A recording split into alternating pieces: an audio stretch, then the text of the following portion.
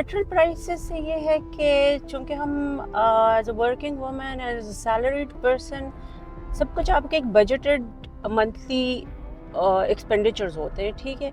अब जब पेट्रोल की प्राइसेस, आपकी फ्यूल की प्राइसेस ज़्यादा हो गई है तो उससे आपका सारा बजट ना ऊपर नीचे हो जाता है।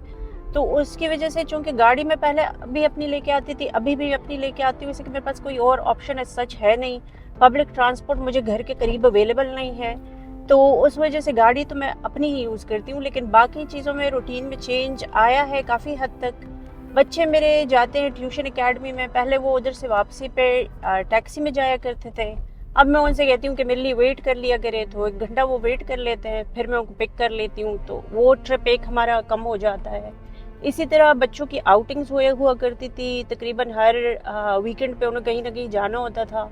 अब वो भी हमने काफ़ी हद तक कम कर दिए, हर वीकेंड पे नहीं जाते, कभी महीने में 1 दफ़ा चले जाए तो ठीक है। गाँव जाया करते थे हम वीकेंड्स पे, अब वो भी हमने कर्टेल कर दिया है, उस पे भी हम नहीं जाते, तो रूटीन पे तो डेफ़िनेटली फ़र्क पड़ा है। एक तो ये कि पेट्रोल की जब प्राइसेस बढ़ जाती है तो आपका वो फ्यूल के एक्सपेंडिचर के साथ-साथ ये भी है कि और भी चीज़ें महँगी हो जाती है जब पेट्रोल एक्सपेंसिव हो जाता है। तो आपको अपने बजट में से काफ़ी चीज़ों पे कॉम्प्रोमाइज़ करना पड़ता है, काफ़ी अपने एक्सपेंडिचर्स कम कर देने होते हैं। कुछ नेसेसरी चीज़ें होती हैं जो आप बिल्कुल ऑब्वियसली नहीं कम कर सकते, बच्चों की स्कूल की फ़ी है वो आपने देनी ही देनी है, खाना-पीना है वो आपने करना ही करना है, लेकिन जो आपके एक्स्ट्रा कुछ होते हैं तो उसमें काफ़ी कमी करनी पड़ती है और करनी भी चाहिए एज़ इंडिविजुअल। आजकल जिस तरह के हालात हैं, तो अपना रोल सबको प्ले करना चाहिए, फ्यूल सेविंग में भी और बाकी सेविंग्स में भी।